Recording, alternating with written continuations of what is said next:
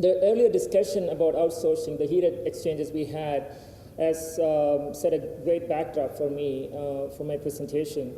Many of you expressed concerns about outsourcing, the potential rate of decline in outsourcing, the resentment amongst American people for it, the need for lobbying hard again for that from our end, the need to speak loud and clear about it. The truth is, the American outsourcing companies have to really, the outsourcing has to happen because it is advantageous for them. And it can be expressed in a very simple concept called enlightened self-interest. Enlightened self-interest is a status by which you favor others' interests such that it ultimately serves your interests. So, and I'll provide some evidence towards that as well. So, I'll start here with, I'm going to talk about global talent acquisition model. It manifests, the definition of this is that the United States has, of course, been, and the Western countries, all of the countries have been in the forefront of to identify opportunities that will provide them a competitive advantage over its rivals. And one thing they've relied heavily is bolstering its human resources. And what is a better place to hunt for great talent than India, with this vast expanse of educated workforce, intellectually capable and professionally savvy, educated talent workforce. There is no better place than India to look for talent. The global talent acquisition model can be manifested in two ways that are specifically important for India. And India has been set up for great success in both models, the global delivery model and the resource relocation model. I'll cover the following topics on the global delivery model. Its history, its underlying principles, latest trends, India's role, and opportunities. Gartner defines a global delivery model as the optimum combination of processes, end-to-end methodologies, and quality procedures with high-quality skills and resources available internally or externally in requisite quantities on a global basis that enables organizations to maximize the quality of their solutions while minimizing the overall cost of delivery and delivery time of their IT services. All modern companies outsource to some degree. Purchasing raw materials or manufactured parts to incorporate into a final product that your company sells is really outsourcing. Hard goods and services can be outsourced. Using an outside accounting firm instead of an employee in your organization is outsourcing, one way of outsourcing. Similar is the case with legal counseling. You send it out so you don't have to hire in-house legal expertise. Outsourcing history started with the concept of a disconnected model. What does it mean by a disconnected model? A disconnected model means disconnecting the place of sale from the place of delivery. And what it does is to allow us to take advantage of the economies of scale. Economies of scale, what it does is to lower the average cost of production due to size, throughput, and scale.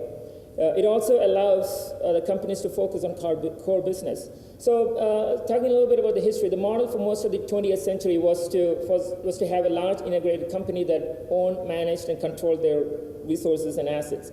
In the 70s and 80s, the company started showing a little bit of flexibility and creativity, and I started finding a new strategic way to focus on the core business while identifying processes that can be outsourced, or deciding what can be outsourced. Managers were tasked to work with emerging service companies to outsource services such as accounting, payroll, administration, data processing, and things like that. The first company to really outsource information technology is Eastman Kodak in 1989. When they did this, a lot of the companies, dozens of companies actually followed suit and realized that they don't need to own the technology to really have access to the information they needed. The underlying principles of outsourcing is cost, productivity, and efficiency.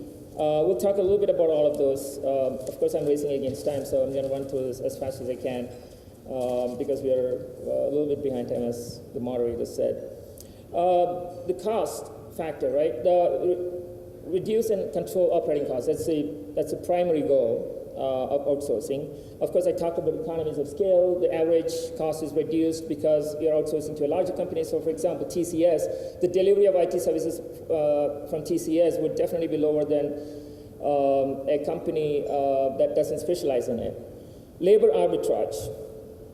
The cheapest labor, long time ago, the cheapest labor for the United States came from southern United States or Mexico. In recent decades, there has been a shift to that towards Japan, Taiwan, China, and so on and so forth. Additionally, in the last year, a great deal of inexpensive labor has come from India. And outsourcing is going to happen because the cost of delivering health insurance for an average worker for a month in the United States equivalent to the cost of a monthly salary for an Indian employee. So it's very cost advantageous. And the reason why it's going to prosper more is because of the situation that we are in, the global connected age that we are in that early on, the biggest barrier for outsourcing was a tariff and the cost of transfer of goods from across the border. With the advent of internet, with the decreased cost of telecommunication, with the almost near real-time instantaneous document transfer capabilities, the cost of transferring intellectual work product, which is the outcome of computer programming, things like that, is almost non-existent. So that has really helped outsourcing greatly and improve its prospects. Productivity reasons why outsourcing is important. It allows, as I said earlier, it allows the organization to focus on core functions. It redirects strategic internal resources for core activities. It allows for round-the-clock operations. So you can have an office in the United States that works in the United States time zone, and then as they're shut down for the day, the Indian office wakes up and starts picking up the work. So it's almost round the clock, which increases the productivity tremendously. Also, you have an opportunity to hand over the work to the specialists, which should increase the productivity as well. There was a study by NBER that said that service offshoring accounted for 11% of the productivity growth in the United States. So you know why that is important for the United States. Efficiency. Why is it efficient? So why do we have an accountant when a bookkeeper can do the functions, right? The idea is that you can reduce the overhead in your company by outsourcing most of the work. A great example, so let's talk about increased speed and flexibility. A great example of that is Xbox. Within 10 days of the launch of the new Xbox, about 500,000 units were sold by Microsoft. And Microsoft doesn't own a manufacturing facility or distribution center in the United States. How does that happen?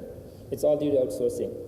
So the idea is you try to accomplish everything and you will not accomplish anything. Instead, focus on what you do best and select partners to do the rest.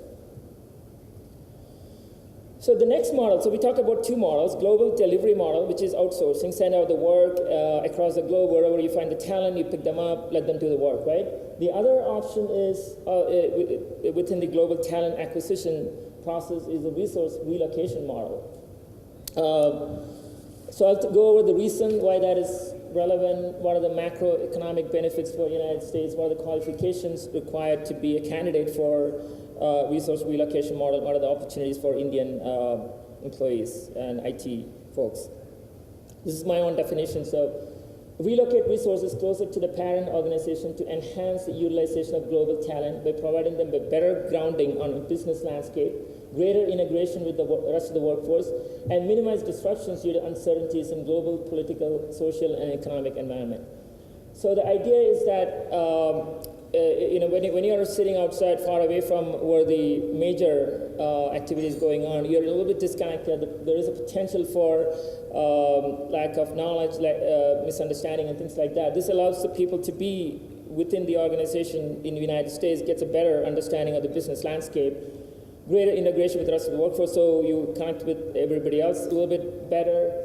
And of course, uncertainties. So there could be a lot of disruptions because it's not so much relevant for India, but other countries where there is political issues, there is economic issues.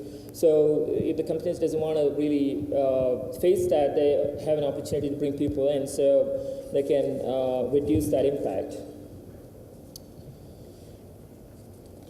So the reasons why outsourcing, the resource relocation model is critical for the success of the company are as follows. They don't have enough skilled workers available in United States because of low birth and fertility rates in the United States. And across Europe, Western countries are experiencing very low birth rates. And as you know, the population is aging, so they don't have the people that are required, the workforce that are required to propel the nation forward. Diversity is important because it allows the multinational organizations to be more effective while operating in foreign countries because they know the culture, they know the language. It's a big advantage for them. Picking up the first round intellectual draft choices from around the world is the most important competitive advantage, and I'll tell you why and how it is proven. There is some evidence that the number of inventions as measured by patents is higher in companies that has higher ratio of H-1B candidates, which is stunning really to know. So those are the reasons why the requirement for bringing people in. And immigration specifically is important for the growth of the United States. Now we'll talk a little bit about the macroeconomic benefits. I have a lot of statistics I'll try to read out pretty quickly. Am I on time? Do you have a few minutes? Okay, good. So of course this is a qualitative synopsis of what are the major benefits. Immigrants start businesses. Of course there are a lot of immigrants who started businesses. Immigrant-owned businesses create more jobs for American workers. Immigrants are also more likely to create their own jobs, so they are self-employed. They develop cutting-edge technologies and companies. Immigrants are engineers, scientists, and innovators. So a lot of generally the legal immigration in the United States brings a lot of highly qualified workforce into the country. There are some statistics that I can read out pretty quickly. According to the Small Business Administration, immigrants are 30% more likely to start a business in the United States than non-immigrants. And 18% of all small business owners in the United States are immigrants. According to the Fiscal Policy Institute, small businesses owned by immigrants employed an estimated 5 million people in 2007. According to the latest estimates, they generated more than $800 billion annually. Just the immigration alone, the people who immigrated alone did that business. Among the U.S. Department of Labor, 7.5% of the foreign-born are self-employed, compared to 6.6% among the native-born. So there is a higher proportion of immigrants who are self-employed than the local Americans. So imagine the challenges you face when you immigrate and the opportunities that have been grabbed by the immigrant workforce. According to the National Venture Capital Association, immigrants have started 25% of public U.S. companies that were backed by venture capital investors. Google, eBay, Yahoo, Intel are examples of that. According to the Census Bureau, despite making up only 16% of the resident population holding a bachelor's degree or higher, immigrants represent 33% of engineers, 27% of mathematicians, and so on and so forth. In 2011, foreign-born inventors were credited with contributing to more than 75% of patents issued to the top universities. So you can see why it's so advantageous for the United States to continue to allow people to come in, immigration to flourish. Okay, a couple more slides. Another slide establishing the benefits of immigration. Immigration boosts earnings for American workers. So it's not a fact to say that, like I said before, the truth is that the fact of the matter is that Americans know very well that immigration is important for them, and that's the reason for this concept of enlightened self-interest, which I said. They don't do it because they're being kind enough to us. They just know that it is useful for them as well. Immigration boosts earnings for American workers. Immigration boosts demand for local consumer goods. Immigration reform legislation like the DREAM Act reduces the deficit. This is all proven, and I'll give a few statistics around it. Comprehensive immigration reform would increase America's GDP. So an example of that is increased immigration has increased the earnings of Americans. Everyone. Every American has earned higher because anyone with a high school degree has earned more because of the immigration, since the immigration has flourished. Between 1990 and 2004, increased immigration was correlated with increased earnings of Americans by 0.7% and expected to contribute to 1.8% over the long term. So that's a growth in earnings. According comprehensive immigration would support about 900,000 new jobs. The GDP, the projected GDP increase between 2012 and 2016 because of immigration is between 0.8 and 1.3%. So in any way you look at it, immigration is really helping the economy there. So now what is necessary for someone like you to be a good candidate for immigration? Up-to-date skills in education is very important. You're keeping your skills up to date can give you the confidence that you can handle any situation. If you're lagging behind, then it's not going to help. So it's very important for you to stay on top of the technology and things like that. Stay flexible and to be enthusiastic about your work. You may be reluctant to take on new projects if you don't have the confidence to really, or the urge to learn new technology. So you need to stay flexible. You can't say that I only will do certain type of technology, I won't do certain other type of technology. That's not going to work in the United States. Good communication skills is very important, written and verbal, of course. Understanding of business landscape. So what you can do to make better use of your time, you can not only sharpen your technical skills, but also improve your business understanding. That'll benefit you a lot in being a good candidate for immigration. And teamwork is very important because this is coming across the world as well, that you don't work alone, you work as a team. And that helps you to be a good candidate. But also, the important thing is you need to try to make a bigger contribution to your team. So the motto should be that whatever you do should not only help you personally, but also help the team. And if you cultivate that attitude, it's going to help make you a good candidate for immigration. I think this is the last slide. So opportunities for India. Why India is a great resource for immigration? Of course, India has a great education system compared to many other developing countries. Our schools and colleges are equipped with decent infrastructure, good teachers, and other facilities. India stays current on technology, so unlike the practical world, in the digital world, we are on top of infrastructure. We have pretty good internet connections across the country. We have good mobile technologies available. Though the roads and bridges and all that are in a bad condition, we have been lucky enough to been blessed enough to have great focus on building electronic infrastructure pretty well. We, of course, have large pool of English-speaking candidates. And very importantly, we have a better understanding of business landscape because of sensitivity to American social and economic values. We understand that their taste, their way of living, their interests a lot better than a lot of the countries, neighboring countries do, because we are more open-minded and we are ready to learn. That concludes my presentation. Thank you so much for listening.